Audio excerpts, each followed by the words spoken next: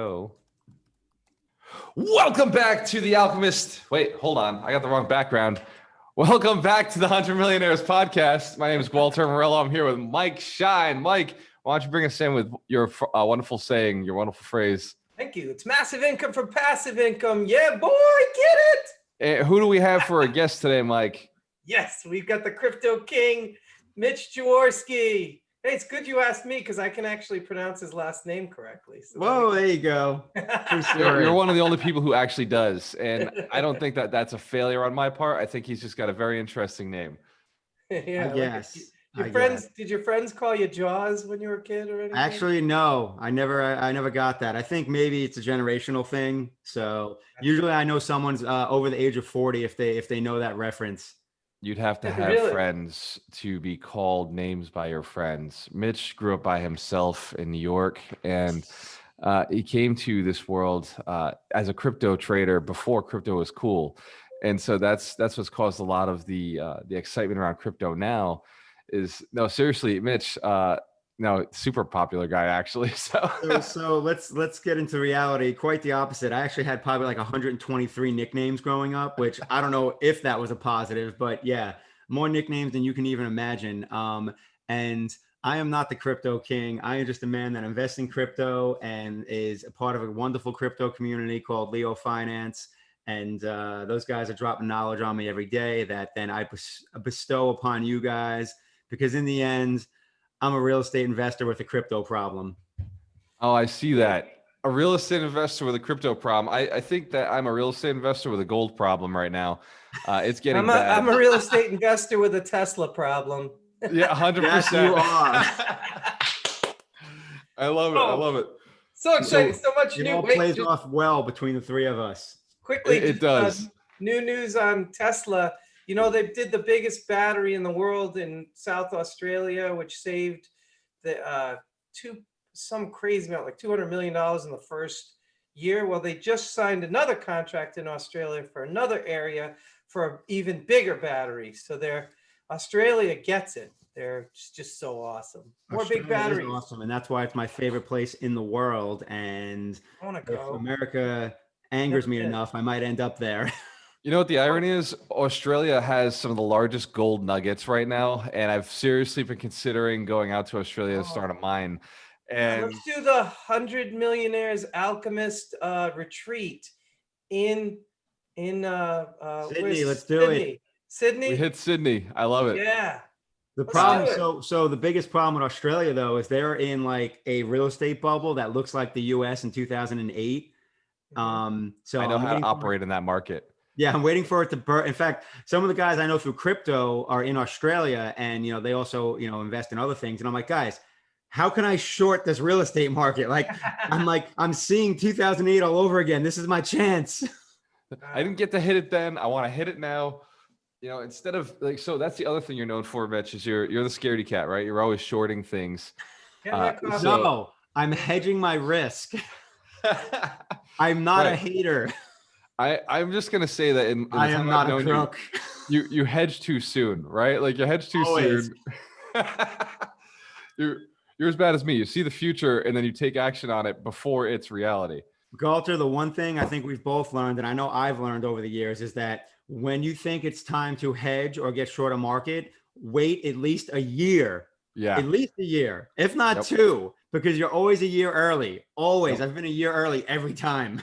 And I'd say consistently right now with the real estate market, I'm a year early, right? Like I'm calling the end already. I'm calling the bubble, but it's not here, and I'm just like, oh man, like I know it's got to end, but I've got all these hands in the pot. Like I got so much real estate right now that, like I definitely don't want to be hit with the bubble. And I think I've got a year or two to pull out and get out of it, but it's definitely, and I'm not pulling out entirely. I don't believe in that. Just pulling out the cash I've put in. Well, so there's a lesson there. I mean, because I'm having more and more larger properties come across my desk, and it's like, I'm not gonna lie, I'm a little hesitant because I'm like, is this the time to try and buy a 86 unit portfolio, or when prices are juiced and there's not a lot of buffer? If the cash flow is good, then yes, right? Like it's always about the cash flow.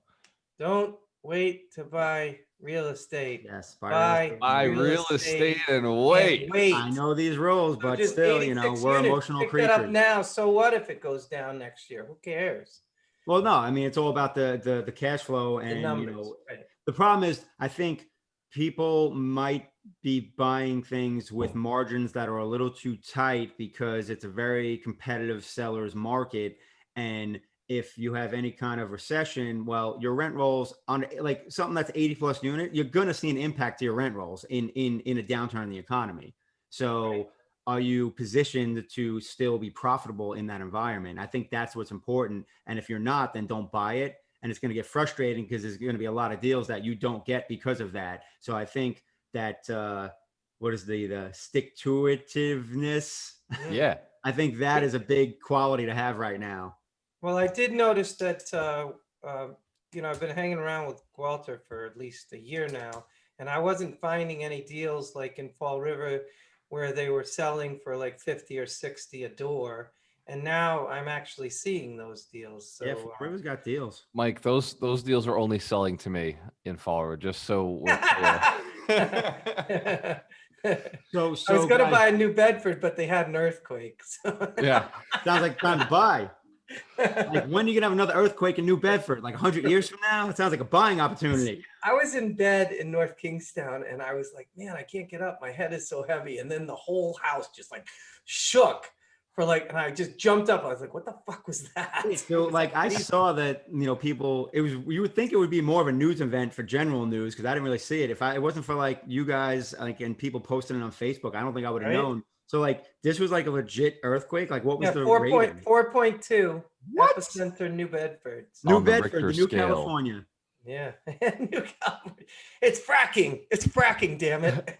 So what happened was I moved to Tampa and all of my energy pulled out of the city and they're just like, oh, bring him back. What an ego. How are you going to get that head out of that green screen? Mike, this is why we have to get Galter into the Leo launch, because if he invests, forget about it. Like it's going. Yeah, he's going to tell everybody. To the moon. Is he allowed to do that? Can you? Yes.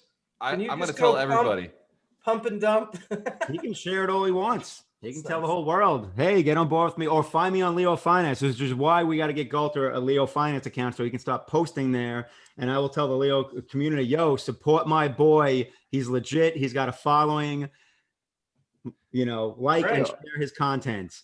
Mitch, you should do that now because I've got like 150 blog posts that are in the queue. As I write the book, I'm like writing blog posts on the side with it. And that's what, dude, if the irony is, if you go to like Leo Finance or even like the Old Hive, blog, and you really weeded through it, you would find all of my books pieced out in different blog posts. That's awesome. Maybe I should start writing blog posts then. So, but yeah, just quick crypto sidebar for you guys before I dip. So yeah, please do the Coinbase thing as soon as possible. You were supposed to walk it through on live. We were going to do it right now. Facebook. All right. Live. What, you want to buy crypto live right now? Sure. Yeah, as long as it doesn't show any of Walter's. I don't think it shows any full accounts. I mean, even when you go to buy, it'll say, your blank account, and it'll have like just the last 4 digits of the account. I got a question for you, Mitch. Clearly, I'm just not going to make it to my Leo roundtable. Yeah, I got a question for you. I was on Facebook. Look at it, just ignore it. And by the way, they have a hard stop at. You know what I should have done? I should have went to that first because they have a hard stop at 11. That would have worked. That would have been better in your favor. Maybe I should leave and come back. I do have a question because I got something in my Facebook feed called it was some book called Crypto 101. And obviously I'm just getting they said there's a podcast called Crypto 101. Have you ever heard of it? They're like two guys. I haven't, but I'm sure there is. I mean, San Diego, and they, they're giving away, quote unquote, giving away a book for $7.95. Yeah, the classic marketing. Thing.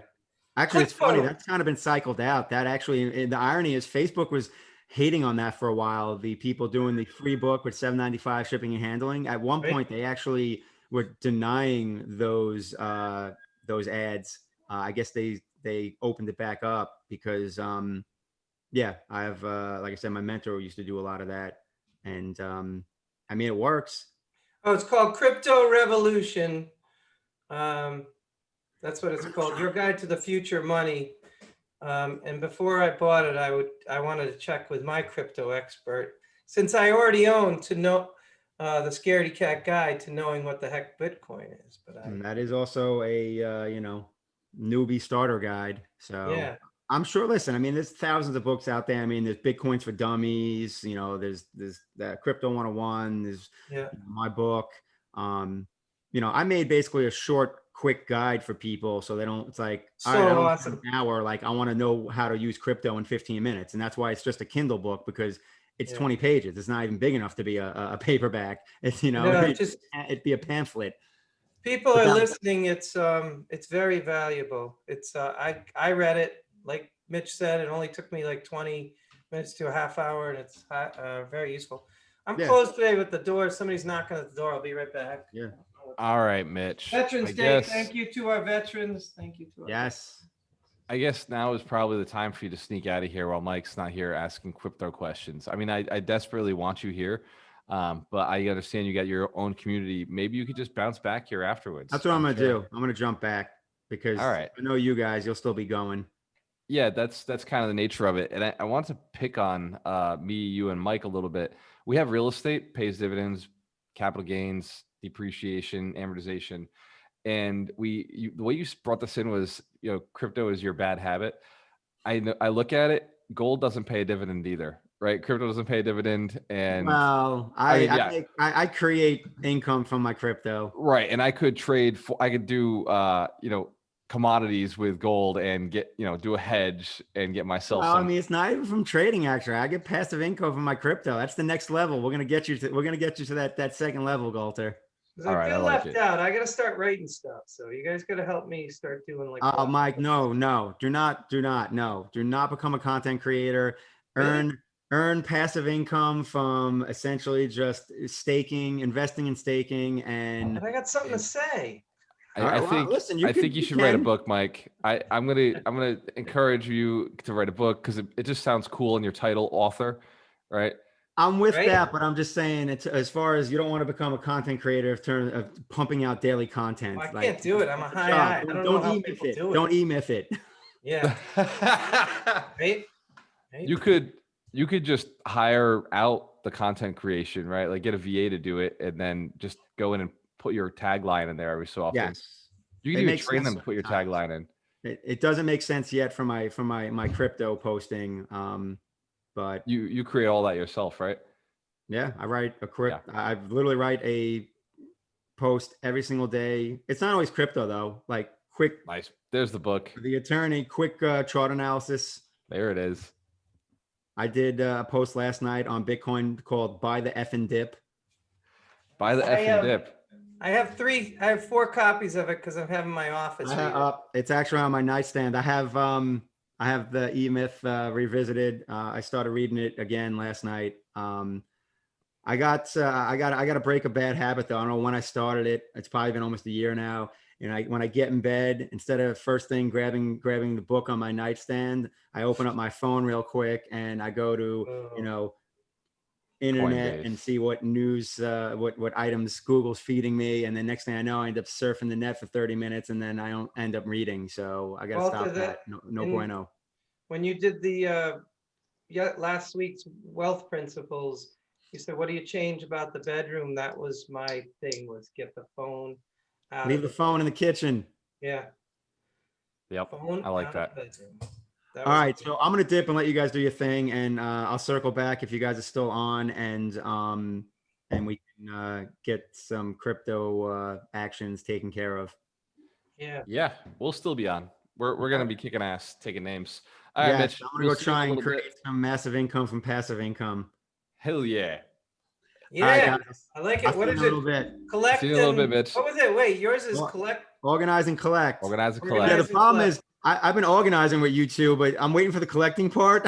It's about to happen. I've been telling all my friends that for a long time now. It's about to happen. It's about to go down. Start the how to get into crypto program, and I will walk you through it step by step for $9.95 a month. I like this one. I like this one. You're meet Kevin. You could totally. He's I always could be. I could Hey. be. his things in the background. Oh, you can take my class. It's right down there. Just click on the link. Mitch, just so you know, my brother actually signed up for a crypto course like 3 years ago for $1,000. We signed up for this crypto course, and he actually stuck with it. And he's, he That's cool. basically gets like once a week. This guy sends out an email saying, "Hey, this is what I'm doing," and like has all his live calls and stuff. But my brother loves it.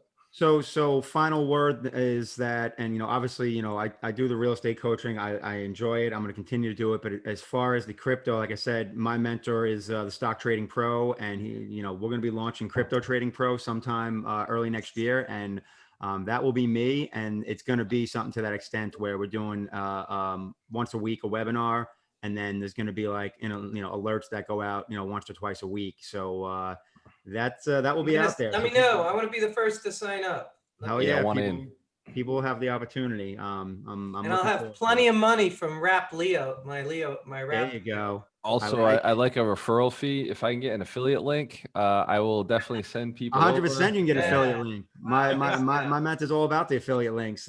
We've worked some affiliate links together for other bigger financial publishers that he's. Hey man, whoa! I'm just starting. Why is it got to be about size? Come on. I'll have plenty of money. It's actually, we should see if we can try and get you hooked up with that company. They got affiliate links and they pay sick affiliate fees because their business model is so honed that they don't care if they lose money on the front end by paying they pay a bigger affiliate fee than they're charging on their front end, because it's just about, they get that person in and then they know what their conversion rate is. Do they pay in Bitcoin? Probably you could get them to.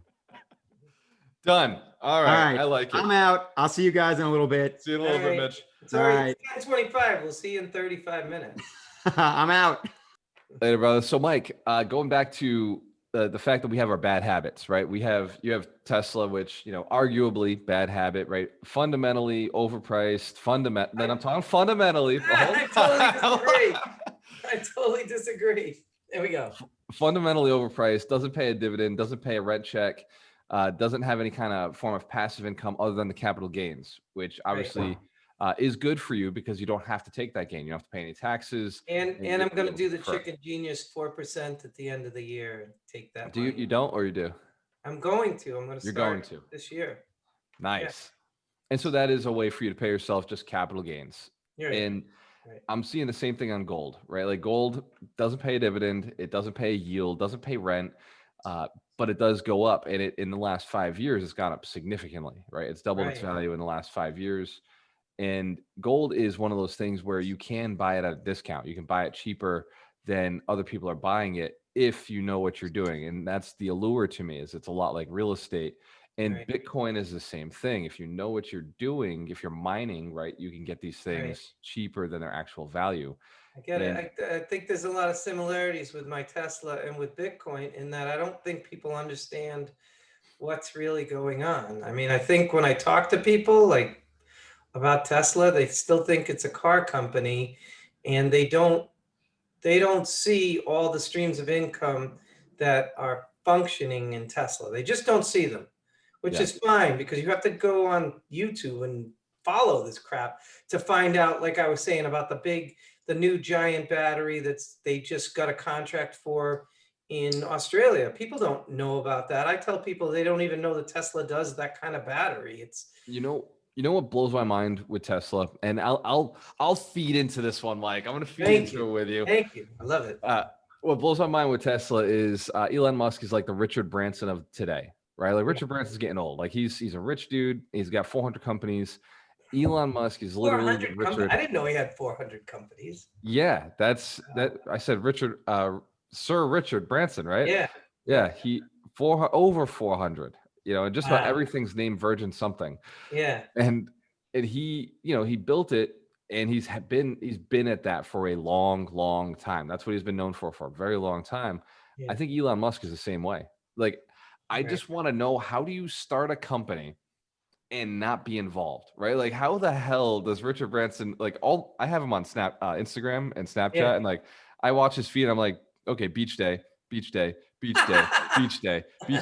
Like, you can't follow this guy and learn how to get rich because every day he's on the fucking beach, He's just like, That's awesome. I'm parasailing today. Like, that's not how he got rich. You know, that like Elon Musk is the same thing. It's like, yeah, got this car company and we're doing this car thing. And, like I can't, I guess I did break the window on my new truck, but it was supposed to be relatively resistant.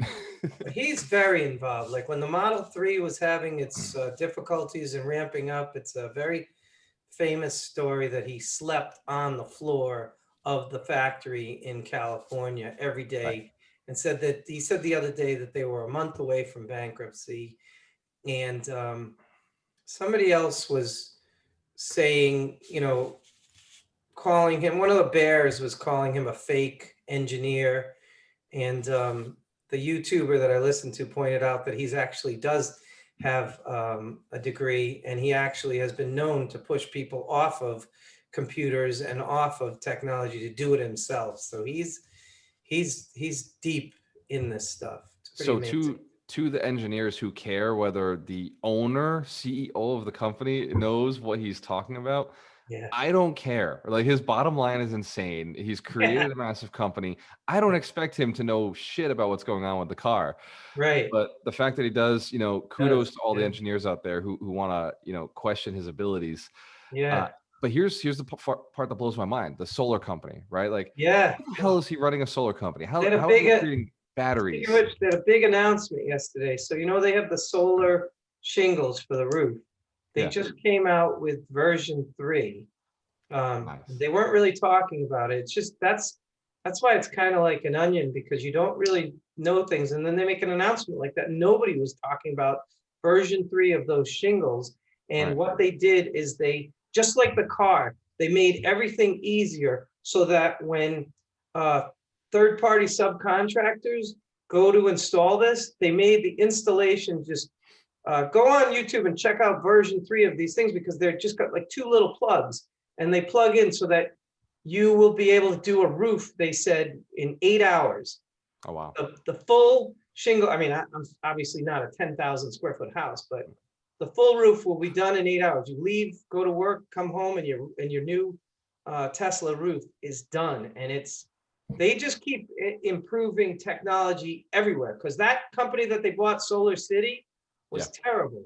They had tons of salespeople. Now they have no salespeople. They just go on the Tesla website. It's just, it's so awesome. I can't wait to get my Tesla roof. That's I'm excited.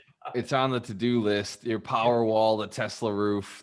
Finally, like, the last thing will actually be a Tesla that sits in the driveway. I test drove one with my son on Sunday. Oh, no. We had to go. Dangerous. We're decluttering the house, so we had to go to Savers and drop off a bunch of crap. Yeah. And then Noah was like, I want to do something fun. And we were in Warwick. I said, hey, you want to go test drive a 3? So we did. And you just give them your license. And they said, do you have an appointment? I was like, oh, shoot, here we go.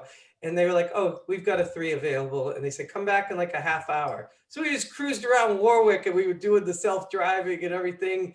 And I know that this car is going to be successful, because my son, who's 13, couldn't care about cars at all. And he was just like, oh my God, this is so amazing. Yeah. It's awesome. It's like the 20-inch monitor that's in the console that makes it so attractive. It's like that right there makes me want this vehicle. As soon as I sat in. I showed him the air conditioning. So they've got like one that goes all the way along the dashboard, the dashboard right there. And then on the screen, they have a picture of it. And all you have to do is move your finger up and down or left and right, and the air comes out however you want it to. And it's just fun. And then I showed him the front trunk, because there's no motor in this thing. Yeah. Oh my God, it's amazing. Yeah. Anyway, so that was lots of fun.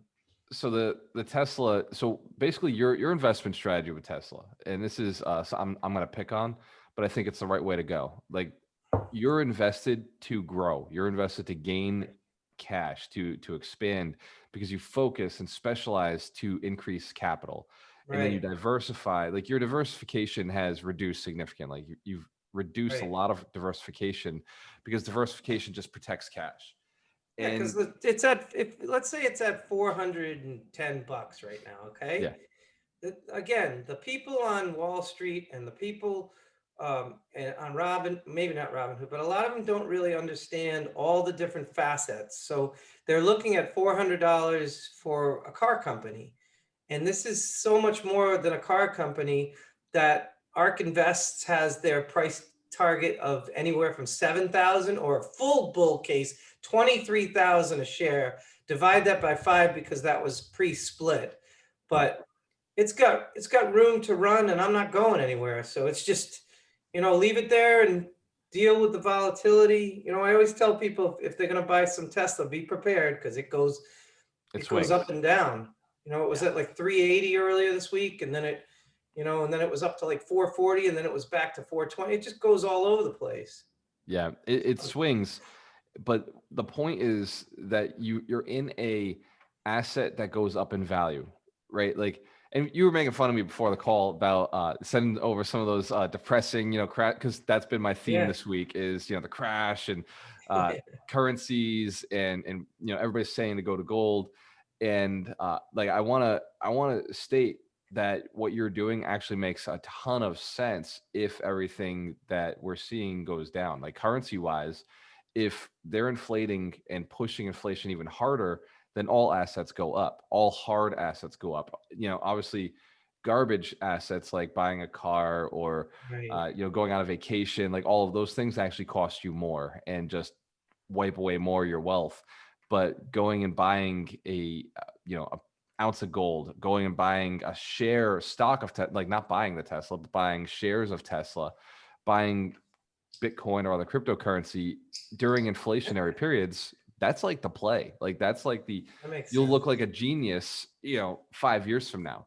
Well, with my Tesla, I've never, like, I've been investing in stocks with, my dad since I was probably 21, but I've never had a company like Tesla in my portfolio. I've seen other people and I was all jealous and I was like, wow, and they knew all this stuff. But I've never seen a company that future is so bright, and I was able to get in, and other people don't see it. It's just sort of reminds me of Noah's Ark. Look, the flood's coming. I've got the boat, and you're not, not you, but I'm saying there are people who are like, oh, I don't really like that car. Like, what? Out of their minds. It's like Apple. Like when Apple came in, look, I never even liked Apple, and I still own an Apple, right? Like I have my Android as well, but I also own an Apple. And like, well, I was talking to Noah when we were driving in the Tesla. By the way, this is not financial advice. We always have to say that. This is just our portfolios. I don't want people to do your own research. I love Tesla, but do your own research. But I said to Noah, I said, Noah, Tesla is like Apple was before Apple exploded. But the difference is that not only is Tesla like Apple, like you were saying to me when we were texting about cult following, and I joked around that I drank the Kool-Aid. But Tesla's products are actually the best product. That was the difference. Like the Apple iPhone was not the best out there. Right. When it exploded, it just became like a cult, and you had to have an iPhone. But with Tesla, they've had the top 3 cars, the only cars that have ever gotten a 5-star safety rating. They're the safest cars. They're the best technology. They're the best car. The Model S has won every award you can imagine. So it beats all the Mercedes and BMW and all those categories. So not only do you have a cult following, but you also have the best product. And that's what's happening with the solar panels now. Yep. When the Solar City had it, it wasn't a good product and it was too expensive. Now they've reduced the prices. They're the cheapest and they're the best. So how do you contend against that if you're a competitor? Yeah.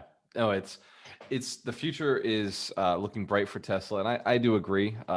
As far as the stock market goes, when I purchase something in the stock market right now, I'm heavy in Barrick Gold. Right, that's a you and Warren Buffett. Yeah, I like that guy, so I trust his opinion.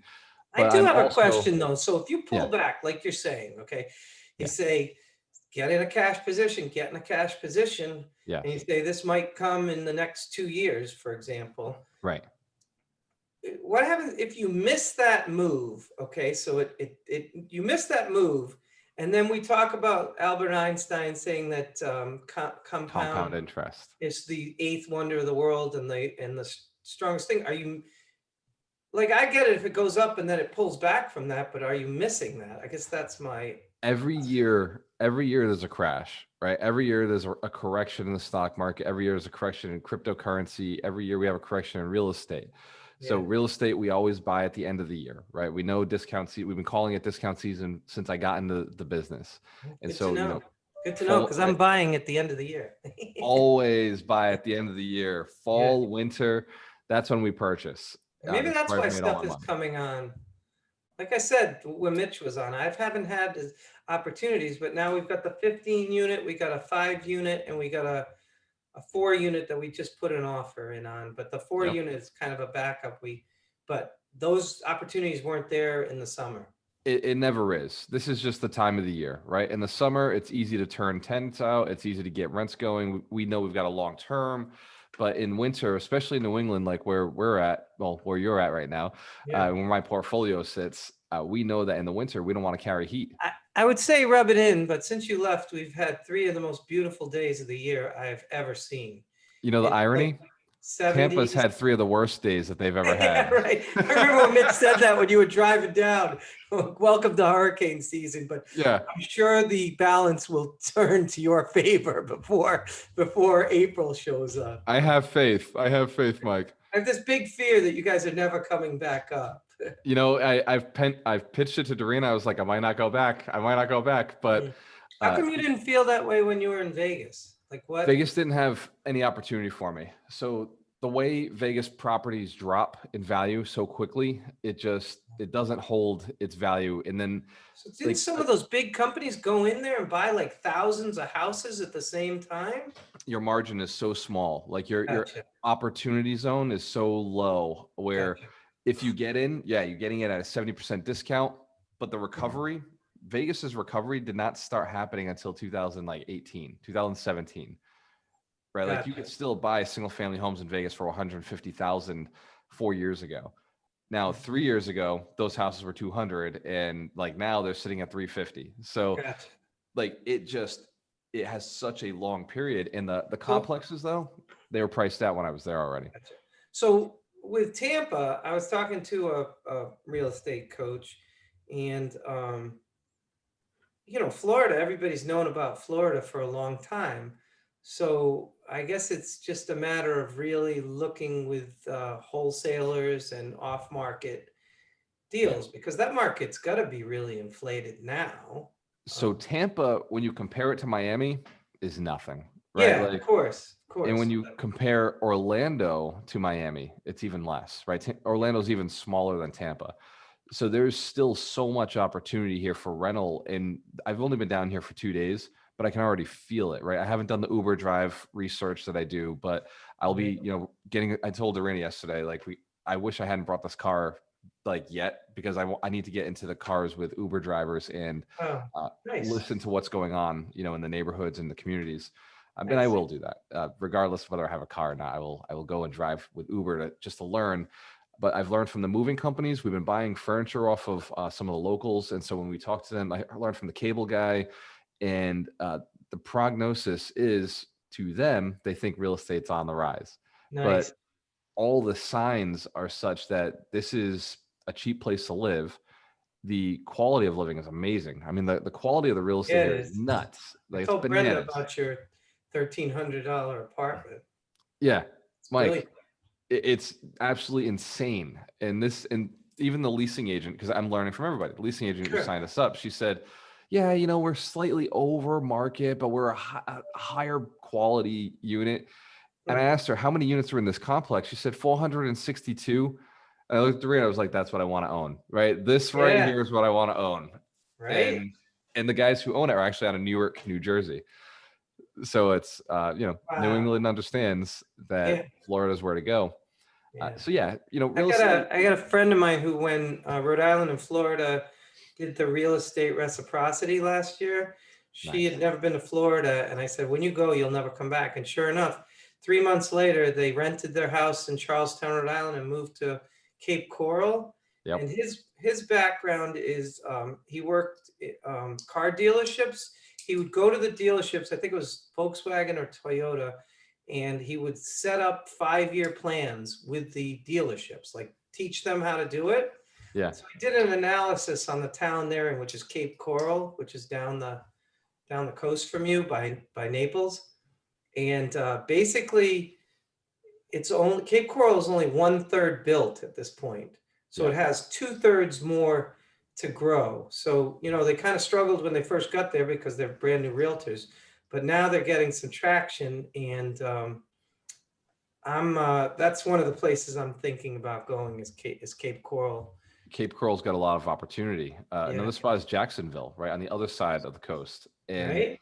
like this state, dude, there's no income tax, right? Like, so it's a big draw. Like, it's Yeah. a big draw for people when, you know, Yeah. we have income tax back home. Like, I just found out the sales tax in this county is 8.5%. So it's a little higher than Massachusetts. Yeah.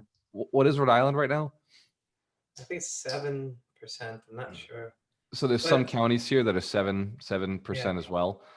But I do know, like, when my parents got to a certain point where they were more than 6 months in Florida, they immediately switched over and got, you know, Florida license plates in Florida, because you have to be living there 6 months in a day. But obviously for my parents, it made a lot of sense because they're only in Rhode Island like 3 or 4 months a year now.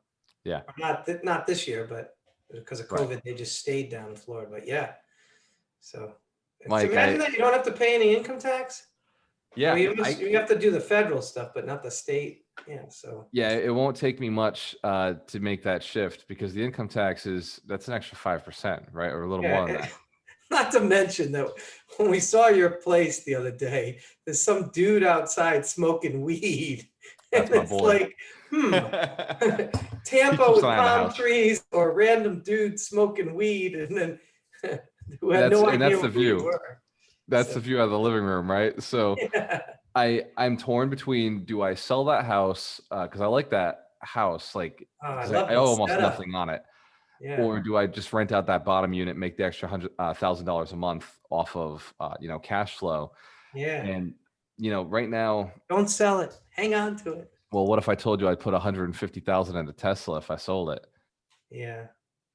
So that's that. Well, you find the 150 somewhere else. I don't know. Yeah, I agree. No, I agree. Like, I can go do another flip. But actually, you know, you talk about like stacking and pyramiding and that kind of stuff. That's not, you know, my wife Brenda, she's very attached to the first couple of properties we bought, so we'll never sell them.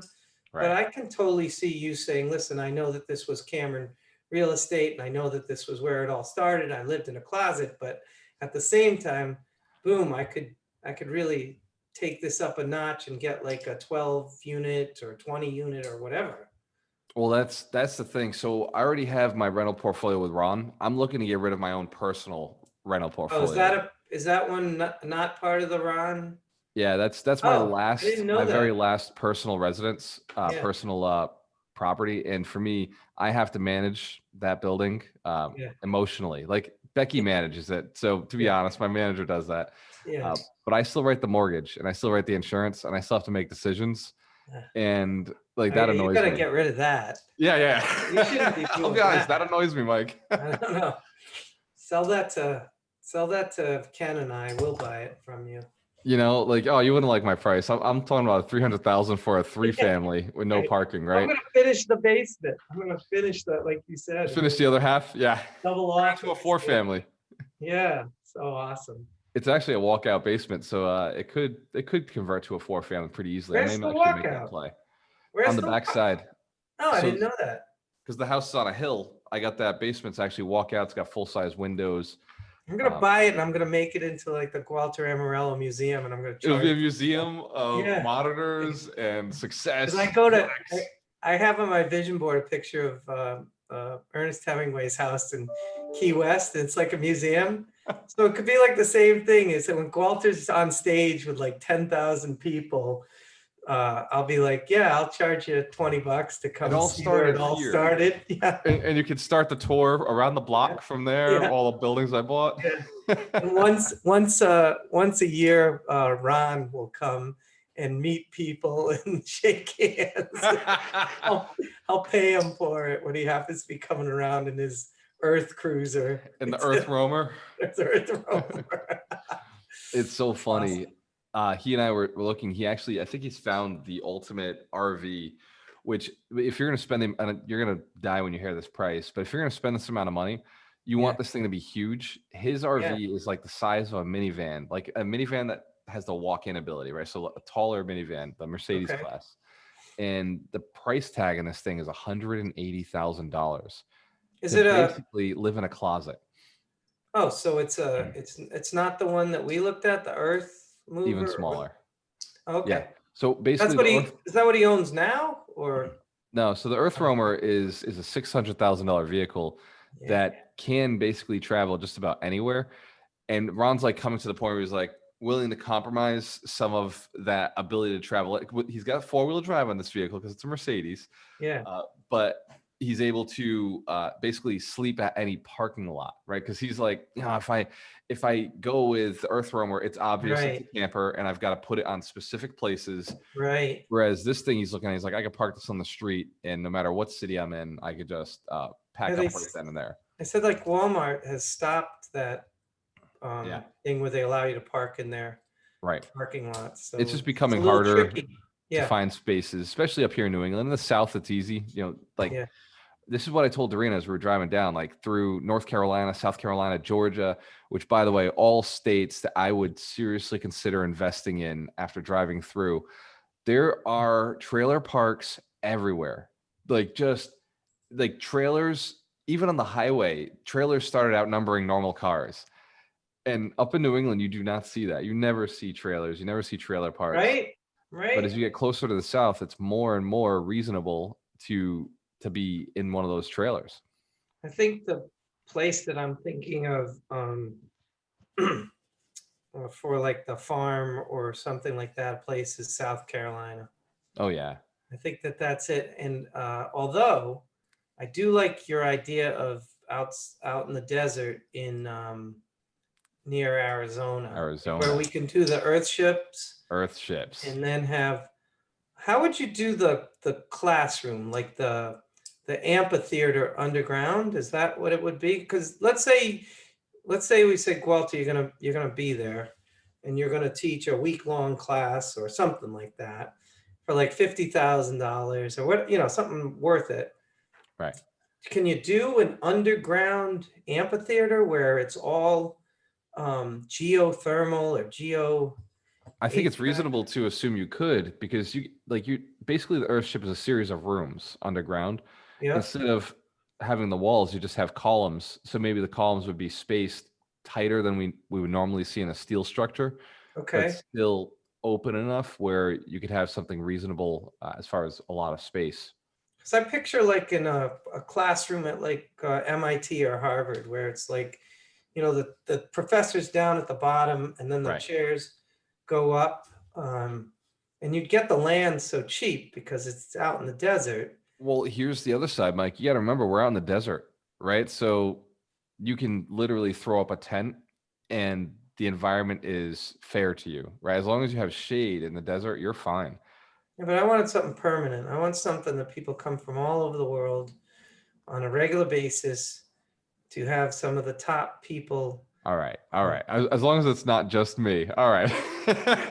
No, I just would think I would just think you'd want to come and talk to us. Oh, I would. Yeah, you know me. I love. But then we get like Ed Milet, and we get Hal Elrod, and Tony Robbins, and speaking of which, big recommendation. You Are Not My Guru, which Gualter recommended to me. It's on Netflix, and it's such an inspiring program. So, You Are Not My Guru on Netflix. On Netflix, Tony Robbins. Mike, I see the future. The 52 Weeks to Wealth will be taught by the actual authors of the books that nice. I like we're promoting. Yeah. How's that? We just have the 52 Weeks to Wealth taught by each of the giants and masters. The grandson of Wallace Waddles will come in. Well, yeah, we're gonna have to, maybe I'll teach the dead authors, right? Between me, you, and that'll be the name of the series, the Dead Authors series. Ironically, our foundational five, most of those authors are no longer alive. T. Harv Eker could come. He's the only one. Yeah, we'll Yeah. bring him back for his book, Secrets of the Millionaire Mind. So, Mike, with everything that's happening, right? Like you and I are obviously still pushing into real estate. We're obviously still pushing our businesses. I've been pushing the training company and the brokerage, and you've been pushing your law firm, and looking into doing more of the training side. The cryptocurrency that we're talking about with Mitch, like that's really diversification. Like if we're being honest with ourselves, it's not an additional stream of income. It's not because it's still capital gains, just like Tesla is, just like the sale. Like if we did flips or if we sold a business, that's capital gains. I wonder when I hear you talk about gold, why wouldn't you just do Bitcoin as opposed to gold? So gold is an easy to transact, easy for me to get at a discount, right? Gotcha. So that's my allure to gold. Pawn shops and stuff like that, the coins and the jewelry, is that what you can pawn it, you can mine it, right? So you can pawn it, you can mine it, you can buy it cheap, you can buy gold cheap from, especially in times that are coming, Mike, where other people, because yes, you and I are going to do wonderful. They sell their jewelry. They sell their jewelry. Big lines in front of the pawn shops. And porn sounds like porn, and so I've always wanted to be a porn star. So there's a TV show like that, right? 100%. Yeah, that's where I pulled it from.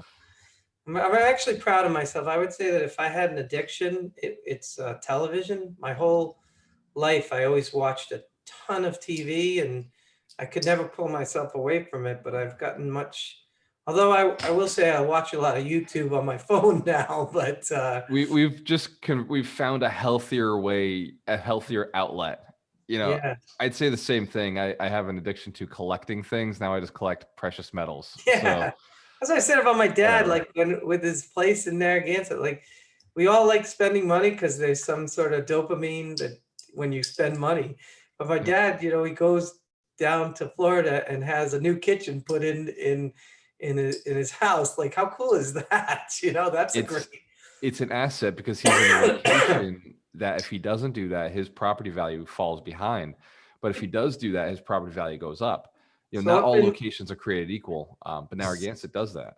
Same thing in Florida. It's just my mom and dad in their house down there, but they and they've got like the first floor master, and they've got like extra bedrooms, but he actually put a whole second floor above the garage.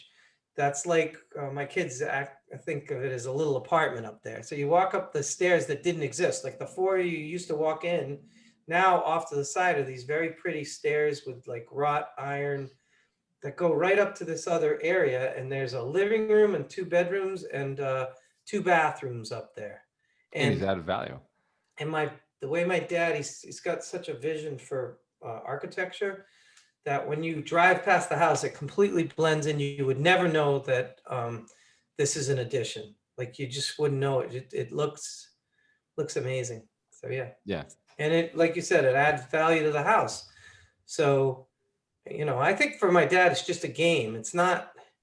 He's never planning on selling it or anything. He just appreciates increasing value. So it's. Right.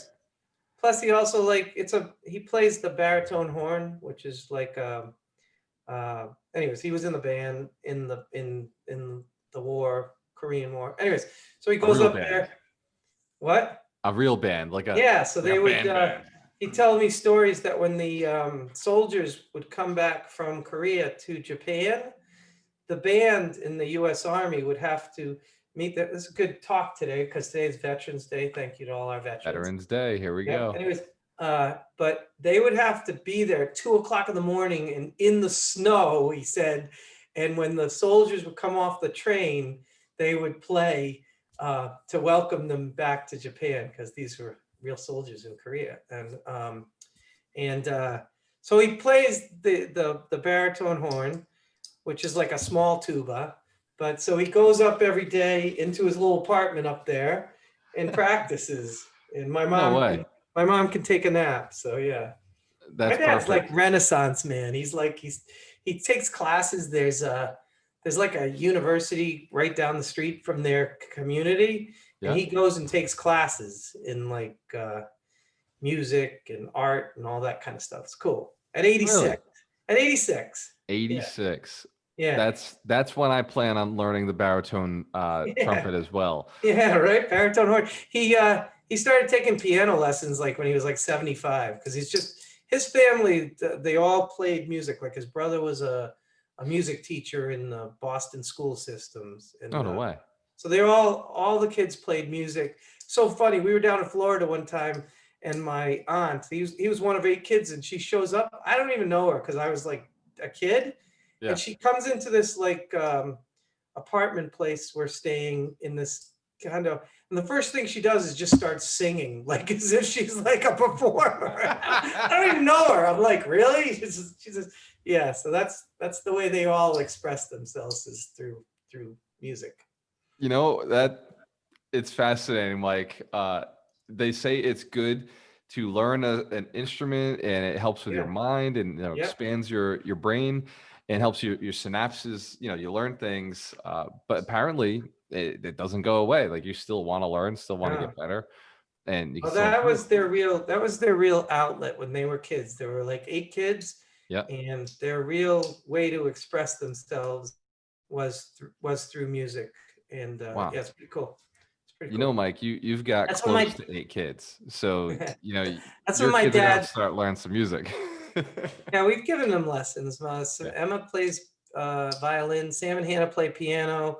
Noah was taking the drums, and then he switched. He was just talking to me about guitar, so I think we're going to pay for one of those like phone apps. It's like $10 a month, but it teaches you guitar. I think we're going to do it together, because I have like 5 guitars and I really want to learn, but I haven't spent the time to do it. So So I play both guitar and bass, and it is a blast. I saw that.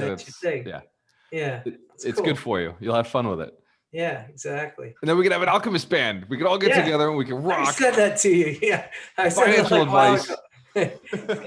You were like, nah, I just want to make money. I can't help myself. Right now, my dad's like his happiest when he's playing music. Like when we have like Schein family reunion and everybody comes, he had like a piano player who used to come, and then like somewhere around 5 o'clock they'd start playing and singing and all this stuff, and you can't get him away from the piano at that point. I'm like, I'm out. Yeah, you're like, all right, this is good. Tap it out. Bye, Dad. Yeah. I love him, Mike. Does your dad play music at all? I'm trying to think. He had the accordion when he was younger. Could play the accordion. That's awesome. It's not cool now, but it was cool then. Right. I actually think it could be kind of retro cool if you just like pulled out an accordion, you could just play it. Every so often he does toy with the idea, and he's like, I got to get this thing fixed. So he has the accordion under his belt, and he always encouraged us, right? Like when we would be in the band, he'd be at every show we'd play. Helped my brother do his drums, like made sure that he was always going to drum lessons. I always went to the bass. My dad bought my first bass, bought my first speakers. Awesome. And very supportive with that. My dad had a crisis a couple of years ago with his baritone horn. I forgot. I think he had it cleaned, and you and I wouldn't notice the difference in sound. But when he got it back, he was like, I can't play this anymore. And he was over 80. So he was I talked to him afterwards, and he was kind of like, Michael, take this. I had to take it somewhere for someone to fix it, quote unquote. Yeah. But even after they fixed it, it still didn't have the sound, and it really bothered him. Yeah. And so he said he was going to quit. He plays in a band in Jamestown in the summer when he's here. They play at like 4th of July, and they have concerts and stuff like that. And down in Florida, he's in another band down there. They're actually doing everything by Zoom right now. But he said that he was going to quit. And I was like, this is like who you are. He says, I guess his baritone horn is like 60, 70 years old, something like that. It's like he's had it forever, and it's whatever. So finally he found somebody else through the band thing. And he found like the baritone horn whisperer, who was able to fix it. Cause I was like, Dad, you're playing your baritone horn again. He's like, yeah, I got this guy fix it. It's like so awesome. My dad's relentless. If there's something that he wants, that's they always talk about in the books we read about tenacity. Stick-to-itiveness, Mike. Yeah, Stick-to-itiveness. That's definitely his one of his reasons for success. He's just tenacious. He'll ask you to do something, ask somebody else to do something, then does it himself. Yeah. Yeah. That is, but I will say that it's a powerful trait. Like, that's one of the traits I've testified to myself for years. And I'm like, look, if I were to boil it down, it's just that I don't give up. Like, nice. Just stick to it until I get what I want. Yeah. And that's fantastic. That's the book that's coming out in 2 years. It's my final, my big one. Nice. But I haven't finished it, so still working on it. I would love to know the Tim Ferriss method, where you can just get a VA to write everything for you. So if you look at the book that I'm putting out in March, Alchemist Nation, Volume 1, that was entirely written by a VA. So now you have to get you have to do like Tim Ferriss, like a test of titles, because Alchemist Nation doesn't do anything for me. No. But, he said, if you listen to Tim Ferriss get interviewed about the 4-hour work week, he admits on his podcast that it sounds cheesy, but he did so much beta. I'm telling you, I know you know all this, but this is for the audience. But he did a lot of beta testing, put out different titles, and saw which one grabbed people. And so that's 100%. That's where the 4-hour work week comes from. It's a searchable title. And so what I've done for now is working titles, right? Like that's what I operate with, is working titles. Just like Alchemist Real Estate Alchemist, Fast Tracking Retirement. I know Fast Tracking Your Retirement, that's a good one, right? Like that's a tag. Yeah, because I guess like 4-hour work week, when people see that, I even hear it. If you give someone that book, they would go, wow, 4 hour, I want a 4-hour work week. 100%. Yeah. And then his other book, Tribe of Mentors, right? Like, obviously, like it makes sense. Or the 4-hour body. I just got the 4-hour body the other day, and Brenda was like, you've been more successful recently with Audible. Yeah. But I think that with the 4-hour, I think you told me the 4-hour body, you kind of need the book, right? It's like an encyclopedia, right? You just go to the glossary, open it up, and the chapters are not very long. You can digest exactly what you're looking to create for yourself. But if you try to go through the audio on that, you're going to get so much information that it may not be applicable to you. I've got the Facebook over on the side here, so I'm just putting titles in when we super valuable. Yeah. Super valuable. And actually, I want to end this one so that we can jump into a side conversation. Well, we never taught everybody about your title is currency, Bitcoin, gold, real estate, the dollar. But I was looking forward to showing them how Mitch is back. I'm letting him in. Oh, son of a bitch. Here we go. I want to get you set up with your Ethereum so that we can do Rap Leo. Rap Leo. There he is. He's back. Mitch Jaworski. Nice to be retired. You can just hang out on podcasts all day. I want to be like Veterans Day. Nobody's here. It's Veterans Day. It's a good life. I want to be like Mike and Galter when I grow up. I'm not like Gualter yet. I'm getting there though. You're inspiring me, Gualter. You're inspiring me. Thank Mike. I know you made it when you live in Tampa, Mitch. Or when you live in Coral Springs. Yeah, Mike, Cape Coral. Cape Coral. Mike. But I don't know about that because I want to be close to you guys. I don't want to be like us all different parts of. Well, I mean, we're not close. Me and Galter are on opposite coasts. I'm buying a subdivision, and we're all going to have a house there. Agreed. Just because I'm buying rental property and temporarily here in Tampa doesn't mean this is the end game. So we should do the Stewart one. Why don't we do that one? Storage units? No, the Stewart property, Florida. 14 lots ready to go. Yes, we'll build. It's going to be called Alchemist Gardens. There we go. I'm fine with it if those single families can get turned over to 4 families, right? Like if we can build 16 4 families, now we're having a conversation. That's so good. That would be really good. You think we can get away with that? No. It's worth it. No, this will just be a place for us. Actually, after seeing You Are Not My Guru by Tony Robbins, That his place just, wow, so beautiful. I'm sure, Check it I'm out. guessing that it's Fisher Island because he's like 25 minutes from the place where they do the filming, and that's where like Tiger Woods and all these other have it's either Fishers or Fisher. One's in New York and one's in Florida, but it's beautiful. Beautiful. You can't get on there. It's gated. Like the island is So gated. gold, real estate, crypto, the dollar. Yeah, we got to get Gualter Equities. Ethereum, Mitch.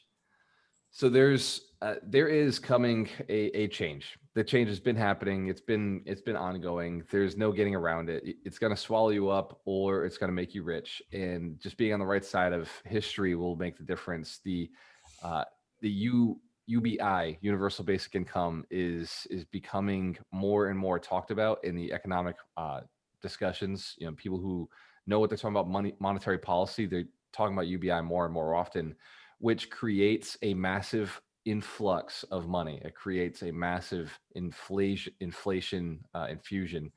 The government the Fed is now talking about 2% as an average inflation mark, right? But in the past, they weren't able to hit it. But now they're saying with confidence that they're going to hit an average of 2%, which means we're going to swing, which means we're going way over 2% for a time before it comes back down to that 2% mark. So with these zeros in a 4, that becomes an average, right, of 2. So if we swing even further, because we have been further on the other side of it, that isn't unheard of. So inflation years of 3 to 6% or 3 to 7% could happen. And that is great for people like us who hold hard assets, you know, people holding crypto, equities, real estate, gold, like those are hard assets. Well, maybe the equities aren't so hard, but the point is that it's really hard for them to go down if there's so much faith in the marketplace. And, you know, I talk about a cash position. Cash makes sense if you know what to turn it into, right? If you know what to move it into quickly.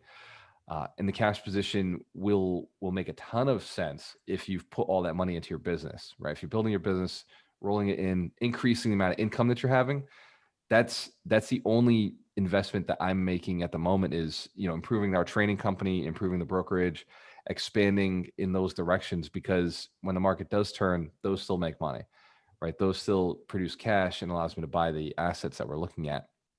Whereas if the market does turn, goes deflationary, you know, 3-5 years from now, and it will go deflationary for time periods, right? We were talking about earlier, Mike, every year the stock market has a correction, small correction. Every year crypto has a correction. Every year real estate has a correction. You know, spring, fall, winter, that's what discount season. That's where we buy our real estate. And in the spring we have a boom, right? So there's the boom that goes right afterwards. Our annual bubble, it starts in the spring, ends in the winter, fall. And then the other side of it, you know, crypto has its booms and busts, right? 2000, even this year, crypto was at its lowest point was what for the year, Mitch? Was it somewhere around 4,000 or 5,000? Well, Bitcoin got down to around 3,500. 3,500. Wow. At its lowest this year. And at its height this year, it looks like it was at around 16, right? 16 or 17? Yeah, touched about 16. And We're at so 15, like 5 right now. 739 right now. Yeah, we're back to a height. Oh, I wanted to check something. You know, I was telling you about the lithium brines with Talga. Yeah. So I told you it went up like 29% 2 days ago, and then it pulled back, I think 10%.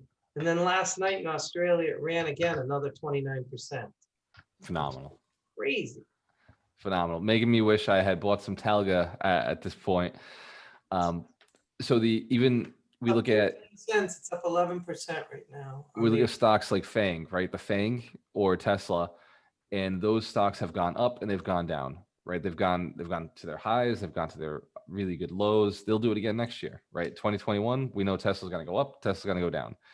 And, you know, it'll continuously go up, you know, especially based on Mike's knowledge and information. But the cash position is designed for you to be able to get in on the lows, right? You hold that cash position. I do believe, like Mike was asking, should you just, you know, drip feed, average turns, you know, what is it called? We're talking about dividend when you just put money in continuously. Oh yeah, dollar cost averaging. Dollar cost averaging. Right. Great for, I think, poor people and lazy people. Like I think that dollar I cost mean, averaging it's great for long-term investing and someone that isn't actively paying attention to their investments, which is a vast lazy majority people of and poor people. people. Yeah. It's not just, I mean, I think you can be wealthy and think about it. If you have a business, doing, I don't know, whatever, let's say you own car dealerships or like whatever, you own landscaping companies or whatever, like you're busy with that 90% of the time. You need financial advisors to be doing this stuff for you. And in these kind of set it and forget it, so to speak, programs where you're using the power of compounding, the power of time, and the power of asset allocation. So whether you're doing it yourself or you're having like Ryan McDermott do it, you can still kind of do a dollar cost averaging to an extent, as long as asset allocation is also mixed with that. So there's definitely a difference between, like, I get like the poor people, like I get that. That's the people that aren't, no rhyme or reason, no professional help, don't have a cash generating business as well. So there's always two sides, so to speak, to that coin. So poor people should be dollar cost averaging. I agree. They should definitely be putting some money into a financial advisor's hands and asking that person to protect it, because in that situation, that financial advisor will actually make them more money than a poor person's going to make. And Or you poor could does just not buy the VTI or the VOO. Like 100%, right? Like just a savings plan exchange with traded VTI. funds, dollar cost average. Dollar cost averaging into index funds. Yeah, Yeah. index funds all day Right. long. Like that's the easiest thing for somebody who has no financial knowledge, no financial background, doesn't want to learn investment, right?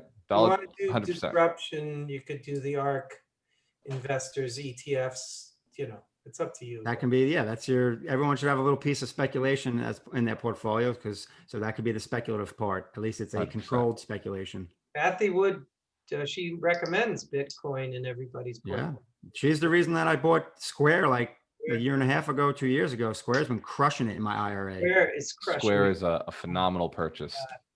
I love Yeah. that company. I love that company.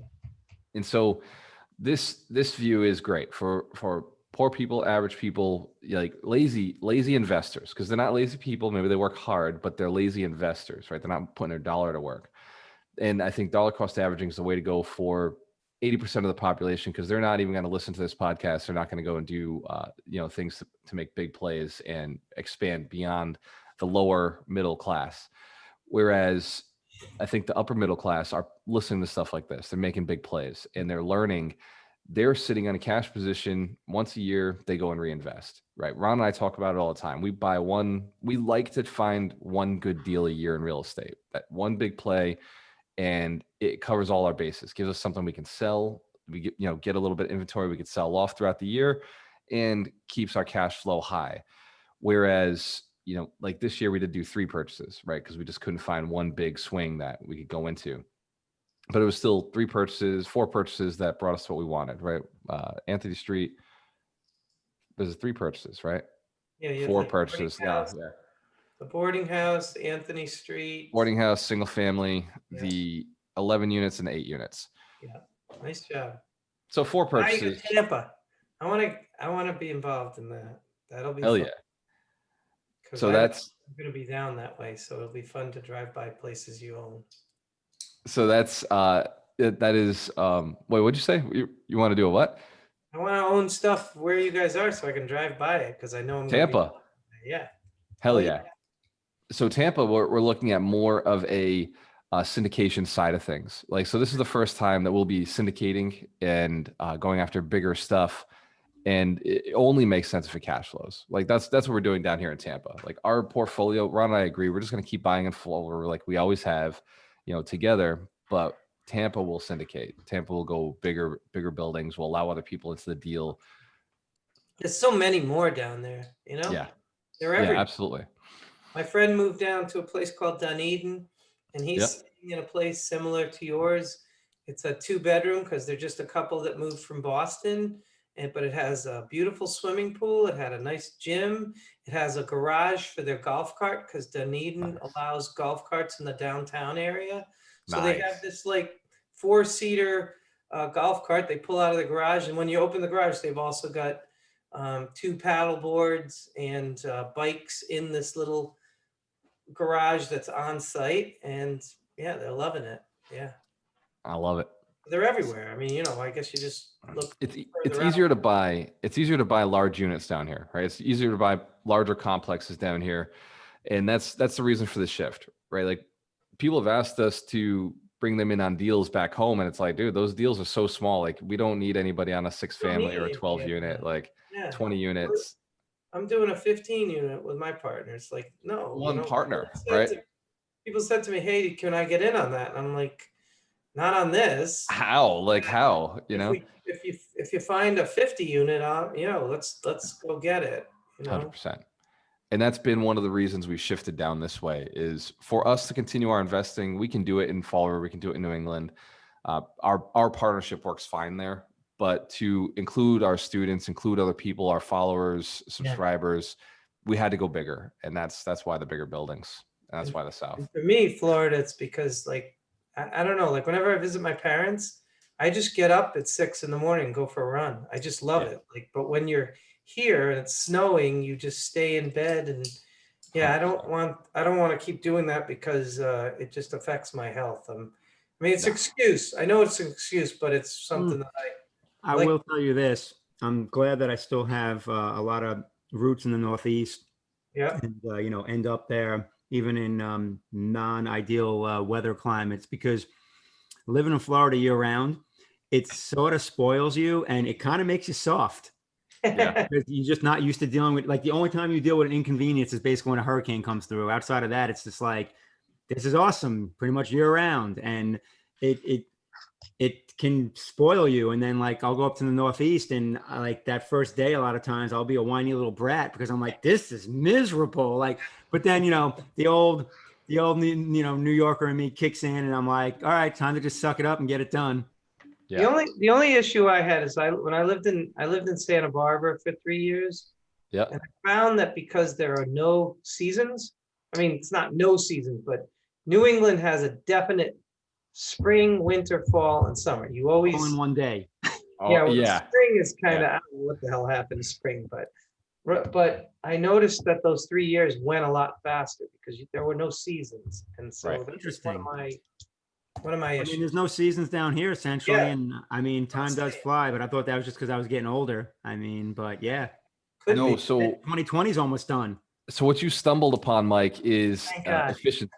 You stumbled upon efficiency, effectiveness, and what's called fractionation, right? So the mind, because of change, makes memories, and so feels like there's more things happening in the writing down that word, fractionation. Yes.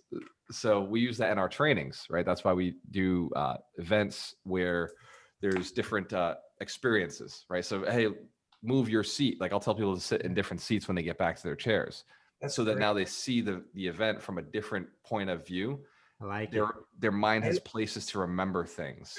I always noticed when I would have a weekend where I did a bunch of different things versus, doing one thing Saturday and Sunday, that weekend would go so much faster. But if I did something on Friday, different from Saturday, different from Saturday night, different from Sunday morning, and different from Sunday night, it felt like the weekend lasted much longer. Was huge. Sometimes I'll break up an entire day into, we're going on this adventure, we're going on this adventure, we're going on this adventure, going on this adventure. And in one day, like blow Doreena's mind where she's like, oh my God, I feel like that was the longest day ever. I can't believe it's still the same day. Yes, that's because we did a lot of things today and they were completely different. And so your mind just like, it gained all sorts of new memories. It never went into autopilot. Like it couldn't just say the name skip. of my new group and mentorship. It's going to be called Fraction Nation. Yeah. Fraction Nation. Fraction Nation. Go get it. I love it. So we're building a lot of good content between the three of us. We're taking things to the next level. We didn't talk about the 100 Millionaires, right? The whole reason the 100 Millionaires podcast exists is so that you can become rich, become wealthy, become a millionaire. Feedback, I can hear you, but I gotta. Absolutely, brother. Take your life to the next level and go build another 100 millionaires. You cannot help but get rich by helping millionaires, right? If you surround yourself with 100 millionaires, you become a millionaire. You're the average of your 5 closest friends. If you go out and build millionaires, you'll become wealthier because you're building millionaires. If that becomes your job, like that's your mission, you can't help but make a ton of money because the people around you have new needs, have new service requirements to get to that next level. For me, I started building Millionaires as a real estate agent. And by helping people buy rental property, I learned how to buy rental property. And by helping people buy rental property, I got a commission for it. And so I had down payments to go and buy rental property. And that's how I became a millionaire my first time. Now as a coach and trainer, I teach people how to become millionaires. And so that gives us access to capital, to deals, and they just pay us to do something that we love doing anyway. So like Mitch is doing right now with cryptocurrency with Leo, Rap Leo is, hey, here's the ability for you to go and build wealth in crypto. Let me teach you how to do it. And he is a large stakeholder, shareholder in the Leo coin. So, full disclosure, right? We're not giving financial advice. We're just giving our take on things and how we're investing our money and what we're doing to get even further. So we pulled out of the rat race. Now it's like, how do we get the hell away from it? Like even further away from it. And the irony is we actually have to go back and help people get out of it themselves in order for us to get even further away. So every so often we come back and we visit the rat race. Go ahead. The point you kind of just made, if anyone needs to, have clear evidence of, by helping others become millionaires and by helping, even millionaires, create additional wealth, how that in turn builds your wealth. I mean, just listen to the podcast or read the book, Blue Fishing. I mean, that's essentially what this guy does. I mean, by essentially just, adding value to people and helping create wealth and experience for people, he's created a lot of wealth for himself. 100%. So good. I love Blue Fishing. I love that guy. I love him on Audible. That book is so awesome. And his ideas, like he was talking about Sky Mall, and you're sitting on a plane, you just rip out a page of like some cool hoverboard and write with a Sharpie, hey, you should have one of these for your business, folded up in a crappy sort of way so they know it's personal. Throw it in an envelope. That's just brilliant.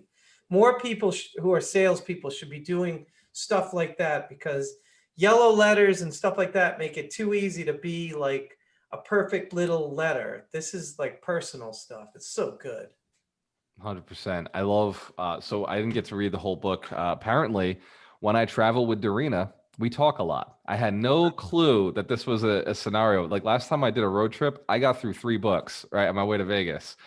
And I couldn't get through an hour. Did you drive alone that time, or? Of course I did. Yeah, I drove alone. A whole different story. That like you relying on those books so the trip doesn't last forever. I mean, when I drove from just a couple weeks ago, when I drove over from upstate New York into Massachusetts, I had a 6-hour drive. I listened to 2 podcasts to eat up, more than half that trip. So half of my drive to California by myself, I had a spider plant, which didn't really talk back much. I would say things, but the spider plant wouldn't really respond. So. No, but it looked good. Looked good in the passenger seat. Exactly. I donated it. I donated a ton of spider plants to people in Santa Barbara, so I single-handedly added to the plants out there. Yeah, that's pretty phenomenal. So they didn't have spider plants out there, and you're just like, here you go. Cutting. Well, what happened was I had a spider plant in New England, and it would do okay. But when you live in an apartment with a deck in Santa Barbara, and you just hang them out there, and game over. Water, they would just explode. So I didn't even know what to do with them. There were so many. It's awesome. That's totally something else, Mike. I don't know if that's legal, right? Are you allowed to bring plant life to other parts of the country? State lines. 30 years ago, I think that the statute of limitations has run. But there's a reason now why Santa Barbara has an influx, too many spider plants in their natural environment. That's awesome. So yeah, it's definitely, Mitch, like you're saying, an opportunity to help people and get people to the next level. And what he talks about in Blue Fishing is just so much, just add value, and like take it to the next level. Do things that they didn't think were possible. Like just say yes, go figure out how to do it, serve. And like I think we got 30 minutes in, and like every 5 minutes, Dorina would be like, "Wow, that's a lot like this," and I'm like, "Oh, pause." And after about an hour of this, I realized we're not getting anywhere on this book. Yeah, but I mean, you get value. I mean, there's value in those conversations as well. Absolutely. Yeah. Absolutely. What a road trip's all about. Yeah, you know? we painted a lot of conversation of like where we see the company going, where we see investment as a whole going, the training company, like paths that we can take to add and service more people. She handles a lot of the follow-up side of our company. So like that was cool to be able to talk about, like, you know, what if we had a campaign that informed people over the entire year and like gives them this free information so that they can actually like do it on their own. Like they don't have to show up to events. They can just like get the content and like be value, you know, get the value, like programs that kind of just go out via email. So like a lot of really cool stuff, because the concept was, how do we help the entire country, right? Like if I were to focus on 8 billion people, like I'm sure I'd be richer, but like right now, America is what I understand, right? So it's better than me focusing on Fall River and being like, how do I help Fall River, right? Yeah. I So, like road trips because you're out of the house, you're out of the office, and you can just talk to your significant other and you're chill. It's just a time, you know, the kids fall asleep in the back. There's time to just talk about whatever. I love that. Yeah. So you make good connections that way. I'm sure you guys connected really well. So. Of course, we connected with that ice cream cone on the way through the McDonald's. We connected in Georgia, Savannah, Georgia. We went through, I saw a whole bunch of silver and I was like, I want to buy it now. Hey, what's the time from Savannah to Tampa? How long does that take? That took us about 5 hours. Nice. So, yeah, so a good time. So. Yeah. Well, you know, I drive like I'm from Massachusetts. So. Oh, really? That's awesome. Speed limit's a little different we were driving her Honda. So, which by the way, she had like the wheels balanced. She had new tires put on. She like went all to the nines on prepping this thing. I'm hitting like 95, not even noticing it. So like it actually scared me. Well, the good news is when you're on the Florida Turnpike and you're doing 90, 95, you don't feel like you're speeding because everyone else is doing 90. Right. 100%. Right. Like the speed limit is 70, but everybody's telling you now you could just do 90. Like that's fine. It's a Civic or an Accord? She's got the Civic, Honda Civic. Nice. Cool. I think. I'll check with her. It could be the Accord. But it was a fast little car, you know, peppy little car. Like it reminds me so much of the Toyota, except I like the Toyota better. So when I got my car, I gave my Accord to my daughter Sam, and she drove it across country and drove it back, and the thing was perfect the whole way there. They went to see 8 of the national parks, slept in their car at night, and nice, back. Badass. Yeah, badass. Sam and Hannah out on the road. Hitting the country, hitting America. I don't know how they slept in the car. I can't sleep in a car, but Sam was like, yeah, it was really comfy. I did it one time. I tried it on the way to Vegas. I did it one night. It was freezing cold. I was like, no, fuck this. I'm rich. I'm not doing that. Like I do things sometimes to push myself, like to see like what I could do, what it would be like. Back in the day. One night was good. Yeah, right. I've done Mike, I wouldn't do it now, but I mean, even when I was, how old was I? I think like 29, 30. I was in Atlantic City and I slept in my car the first night. Literally like had it in the parking garage of the Borgata, played all night, went out to my car. Literally like, I think I like, brushed my teeth in the bathroom, went to my car, blacked it out and tilt the seat back and lights out, slept like four hours or so, got up, rolled out right back to the poker room to put in another session. Wow. I couldn't do that now. I couldn't, my body couldn't handle it. Now it'd be, I don't care what it costs. I'm getting a room. Yep. That was during a dip, that was a transition phase for me. So that was, money was a little tight back then. And I actually had, I wanted to throw my mom a surprise 50th birthday party. This is back 12, 13 years ago. And I knew no one else in my family was going to do it. And I didn't have the money at the time. So at the time I was playing a lot of poker and I was pretty much like paying my bills with it. Wow. That's amazing. I was like, you know what? Wow. I was like, I'm going to win this money to throw my mom this party. So I went up, I drove up from Florida to Atlantic City and I went to the Borgata. I spent 3 days there. 2 of the nights I spent in like a cheap, motel, like, off the strip there. And I won the money I needed to win.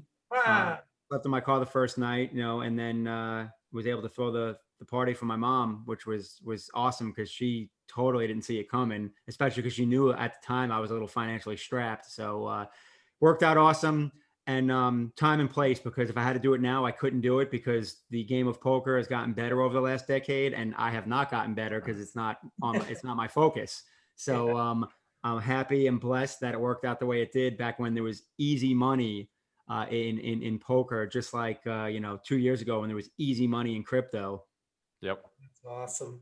Yeah, I love that story because it shows the cycles, right? It shows the cycles, shows like where you go as an investor, and it shows the things you had to do to get to where you are today. Like they don't work now, right? Like not all of them work. Like obviously the commitment to being successful works, but it also shows how much you love your mom. I love that. Yes. Well, Mike, the big S, the big heart. I love it. Oh, I will point out that Teslas do not have carbon monoxide issues, so you could put the heat on in your Tesla and sleep overnight without worrying about. I mean, I feel like I'm gonna be like that old man that's like looking like, you kids got no idea. You sleep in your car, you call that roughing it? You had heat the whole night. I had to roll up the windows and get into a sleeper blanket. Yep. Get off my lawn. Yeah, hey, get off my lawn. That is some of the struggles, man. Like mine 3 years ago, I was, like you said, Mitch, like I was retired, but man, I was broke. Like I was a broke retired, right? Like I was retired on 40,000 a year, which doesn't pay for great vacations. And living in Vegas was like the frugal way of being away from Massachusetts, right? Yeah, Where did you live in Vegas? Like just an apartment or? I had an apartment. Well, it's cheaper if you get an apartment. So instead of a hotel would have cost me, I think. I didn't know if you had a friend there, a house straight Jeter status, just living in the penthouse. I had options. I did have friends that I could live with, but I was looking to like write the book and do a lot of internal stuff. So I made sure I had my own space. But I had friends that I could have, and even now, like coming down here, Doreena's like, oh, we could spend time with this person, I'm like, nah, I get hotels. Like I don't want to spend time with people during this time of my life, Right. which, So, So question for you guys. Are you both coming back up here for Thanksgiving? Do you have like family stuff or what's your? I don't want to, but I am. Yeah. I'm assuming you're flying back up? Oh yeah. Yeah, the flight is easy. It's a 2-hour flight. That's what's great about it. I mean, I wouldn't come up as much as I did if it wasn't like going to New York or Massachusetts from Florida is literally the most options and easiest travel that you can do. JetBlue, everybody gets a TV. Everybody gets a TV. Yeah, I'm gonna look it up right now. Tampa. I love JetBlue. But it's just like that Southwest. route. Yeah, that route might have the most amount of available flights than any route in America. I mean, I'm sure there's some stuff on the West Coast, like maybe like LA to San Francisco or something that's super busy also, but you're talking about a 3-hour flight max, a little less. And Providence to Palm Beach, they even put JetBlue from Providence too. It's amazing. Yeah, I'll tell you what, I kept flying to Logan because there it is. Even if I went Spirit, I'm talking like $77. Wow. Where does Spirit land? And Logan? Or they go on. Yeah, they go to Logan. Because I've never taken Spirit Airlines before. Yeah, let me see if because they fly Fort Lauderdale to Atlantic City. So anytime I wanted to go to Atlantic City, they have cheap flights direct. Yeah, if I went to Providence, I'd be paying almost 4 times as much. Yeah, there's not a lot because when I like my last trip when I came up and not this one, the prior one, it made sense for me to fly into Providence because I was going straight to the cigar event. Right. Oh yeah. But there was just no flights that made it like there was connections, all like no direct flights, way more expensive. I'm better off just driving from Logan, just I'm looking at it. I do if you go Providence, you got to fly into Boston and come back, right? Like it brings you to another airport and then connects you. So it's like 5 hours. We're 15 minutes south of Green, so of Providence, the Warwick Airport. So I mean, it's such a difference when you just fly in, get in your car and drive 15 minutes as opposed to Oh yeah. Logan getting to the park. So I would, Oh, 100%. I mean, and that's why I was actually surprised at the lack thereof options out of Green. I thought it was more of a major airport. I was kind of disappointed in the offerings, but Yeah. we go to see my parents in Palm Beach every year, and it's effortless. It's a JetBlue is a nonstop flight. I think Southwest even does nonstop. They used to stop in Baltimore, but I think they got wow. competition. Right now during, I guess because of COVID, those options weren't really available. Right? But that's good to know because that's JetBlue and Southwest seem to offer a lot in terms of direct flights from South Florida to, anywhere in the Northeast, really. Yeah. So I fly Long Island's MacArthur Airport is, probably like Green in terms of just, size and whatnot. And that's about Sure. 15, 20 minutes from my mom. So like ideally I fly from there to West Palm. West Palm Airport's only 15 minutes from me. So it doesn't get easier than that. Like I'm going. We go to the same airport. I Right. didn't even think about it, but well, ironically, every time I've flown up to Boston, though, this year, I've flown out of Fort Lauderdale because that was where JetBlue had the cheap direct flights. because So, we always go to PBI. Yeah, well, that makes sense. I mean, because Stewart is north of there. I mean, I'm actually 15 minutes south of PBI, and then I'm about 45 minutes north of Lauderdale. So, I mean, I'm spoiled, between those two airports. Yeah, I'm in. They're in Palm Beach Gardens, so that's. Oh, so yeah, it's not far at all. You're right there. 20. I just realized how late this is, guys. We gotta cut this one off. Wrap it up. Yes. Mike, I think it's officially our longest podcast ever. We still didn't get to see you get you buy your Ethereum. I was just gonna say, as far as crypto stuff, I mean, I don't know if you want to do something now or if you want to do something offline, but I mean, you guys both need to go onto your Coinbase and buy some Ethereum ASAP. I already bought it. All right, perfect. You bought it for me. Well, you know what I mean. Well, buy more or buy whatever. If you want some Bitcoin, buy that too. Galter needs to go on and buy, like I said, 25% of that will be available for you. And then after that, I don't know, I can see if I can try and help you out. I got to figure out how I can get more liquid. Yeah, no worries. I've got the cash, so I can do it. I've just got to wait till the little pennies drop into my account, so I can bang that out. Right Why away. They did that to you because mine didn't do that. Well, no, they do that when you. Yeah, I'm surprised they didn't do it for you because they did it for me. I'm surprised it hasn't happened yet. Unless your bank was hating on it. Some banks still hate on Coinbase. I'm looking at my what's it called? What's our extension called here? The MetaMask. And I have 2.21 Ethereum. Yes, that's what I sent you. So it's been a valuable lesson. I think people learned a lot. Mike, let's sign us off. Wait, I don't want to sign off. We still got We more. gotta get Galter We gotta get Galter to create his Leo account through his MetaMask wallet. Oh yeah, cool. All right, massive income from passive income. Yeah, Bitcoin. Boom. Mitch, why don't you sign us off? Give us a little your thing. I got too many things. Throw one of them at us. Go and collect. Organize and collect. Yeah, organize. So it's been a good episode. You can learn more about us, walteranrollo.com. Go to the 100 Millionaires podcast. Put the thumbs up. Hit that thumbs up button if you've gotten any value out of this. Share it, like, subscribe. We're looking to help more people become millionaires. This 100 Millionaire mission is to help more millionaires teach more millionaires and become even more millionaires. Decamillionaires, centimillionaires. The idea is take it to the next level. So hectamillionaires, that's what it is. When you have a choice, always work the best. Cheers to your success. We'll see you on the next one. Peace out. Peace.